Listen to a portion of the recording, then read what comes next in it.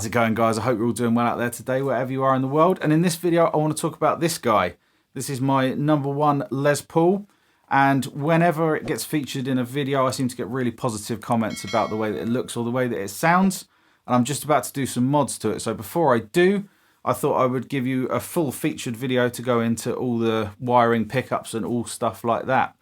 As always, if you like what I'm doing here, please don't forget to like, subscribe and comment. It all helps push the channel forward and keeps me making extra nerdy content like this. So the guitar itself is a 2007 Gibson Les Paul Studio. I think the colour is wine red. Mine has quite an interesting grain on it. It's not very thin and grainy, it's more blocky. And I think it looks quite smart. I'm not sure how well the camera will pick that up. And quite a funny story how I came to get this actually. A friend of mine had just started his professional wrestling career, which was very cool. And he had this guitar and needed a new pair of wrestling boots. So we negotiated a price. I got this, he got his new wrestling boots, and everyone was happy. This guitar had a pretty hard life before it came to me. It had a nice headstock break that's been really well repaired actually. It's been rock solid the whole time. It had some nicks and dings, but I have certainly put plenty more nicks and dings on it. This has probably been my most gig guitar out of everything. There's a few real bad chips on here where I was playing a show with an originals band, and there was a part in one of the songs where I bend the neck. Don't try that at home, kids. Bend the neck. I got a bit carried away and it slipped and actually severed the strap, and the guitar went face down on a pedal board. Luckily no breakages, but some serious dings. The kind of year that it is, this is actually a really heavily chambered guitar, which I think makes it sound quite unique compared to other Les Pauls. With regards to the electronics and things, so I change pretty much. I don't think there's many guitars I have that are stock. I've got an illness that makes me change things even if I like them. So this guitar's had probably 5 or 6 sets of pickups in over the time I've owned it, and the current set is really cool. So I'm running a Tonerider Birmingham humbucker in the bridge and a Rebel 90 in the neck. The Rebel 90 is a P90 style pickup, so single coil vibes. And I always struggle with Les Paul neck pickups. They're very often too woolly for me, but then often when they're coil tapped, they're too thin. The P90 seems to strike a nice middle ground there for me. The other thing I do on all of my guitars is install a treble bleed capacitor and resistor on the volume controls. This means that when you back it off, you retain that high end. It doesn't get dark and woolly. I do that on all of my guitars. I can't remember the values offhand, but if you really want to know, ask me in the comments below. I've switched the knobs out for these black. They're quite grippy. They've got good traction for sweating on stage and stuff. This was put together to be a gigging guitar. It's a workhorse, so needs it to work even under pressure, even under sweaty conditions. The tone controls, both are push controls. This push coil splits the bridge pickup, and the other one, obviously it's a P90 so you can't tap it, but what I've got on there is actually a capacitor that drains off some of the low end to ground, so that it actually thins that out a bit. I don't use it for clean sounds, only distorted sounds, but it really helps getting more of a single coil type tone. This is currently set up with 10 gauge strings. I often use hybrid 10 to a lower bottom, but at the moment it's standard 10s. I do top wrap them, and the only reason I do that is because I break a lot of strings, and this really reduces the break angle and stops me breaking quite so many. I use elixir strings because, as I mentioned about the sweating at gigs and stuff, I obviously have something in my sweat that makes normal guitar strings just disintegrate before my very eyes. So elixirs have worked for me so far. As for the changes I'm looking to make, my buddies at Tonerider are coming out with a PAF set very soon, and I quite want to try those. I've always been a hotter output pickup kind of guy. I want to try some traditional pickups. I may also change out the plastics for black again. It was black originally, it's now cream, but I may go back to black. Amy Winehouse, good track. I want to give you some sound samples now so you can hear what these pickups sound like in this guitar and what all the controls do.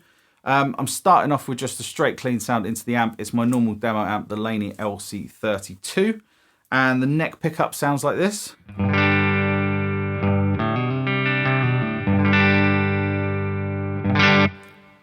Middle.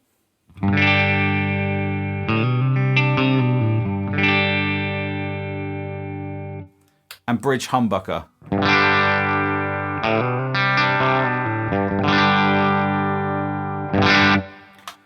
And hopefully you can hear that compared to a lot of Les Pauls where the neck pickup's quite boomy, it's quite balanced between the two pickups and you get a little bit more output on the bridge, which I like because I often use neck for cleans and bridge pickup for more dirty, crunchy, punchy sounds.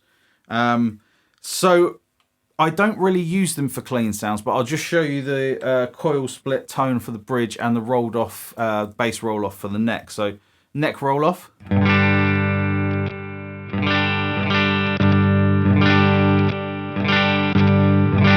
Like I said, I don't use it for cleans at all. It gets too thin, but for dirty sounds, it's really cool, which I'll demonstrate in a minute. And then the coil split sound for the bridge.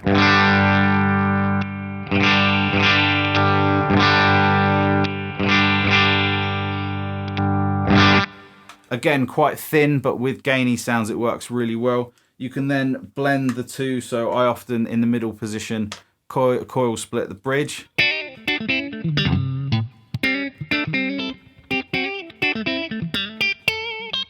I never really play that squeaky clean without a bit of compression, so let's get a working tone. I'm adding in the DoD Looking Glass, which was activated for the intro clip there for a bit of breakup, and I think the neck pickup gets into that sort of, dare I say, Stratty, Andy Timmonsy type ballpark.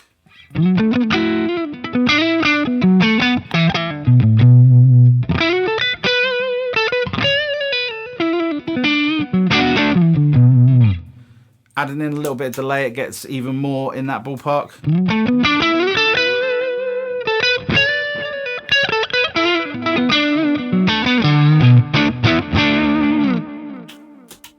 And then that kind of sound with the bridge pickup.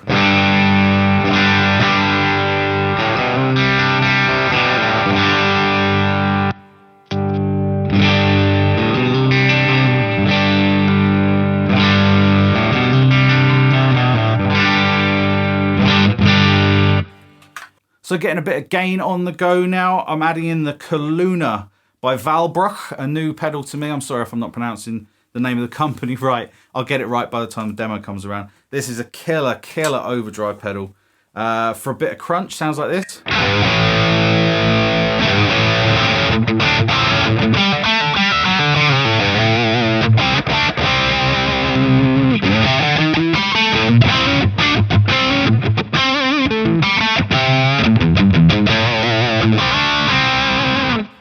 And you can hear the balance between the pickups. And then the bass roll-off works really well for this kind of tone. So it'll show off the treble bleed too. So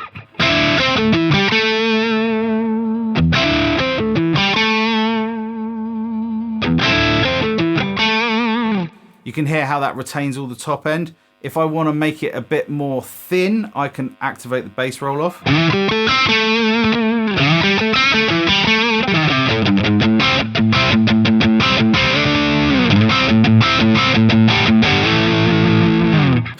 And then the single coil type sound on the bridge.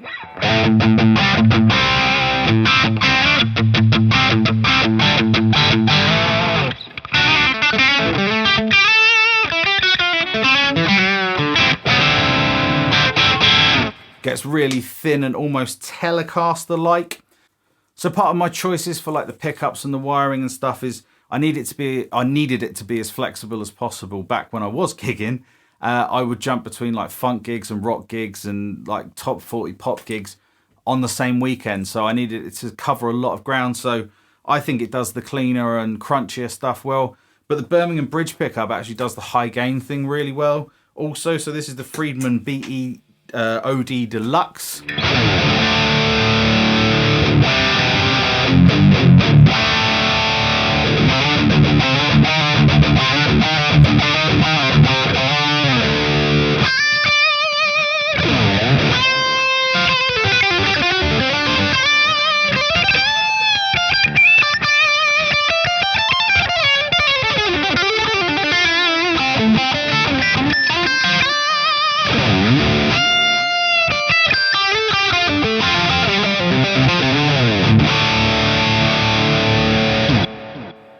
even with a tone like that has tons of gain, I can still use the neck pickup with the treble bleed to get a kind of clean tone.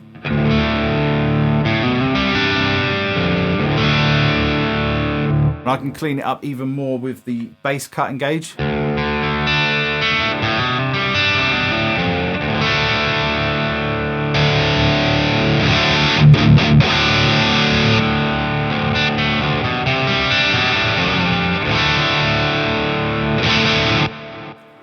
So that was a quick look at my workhorse #1 guitar.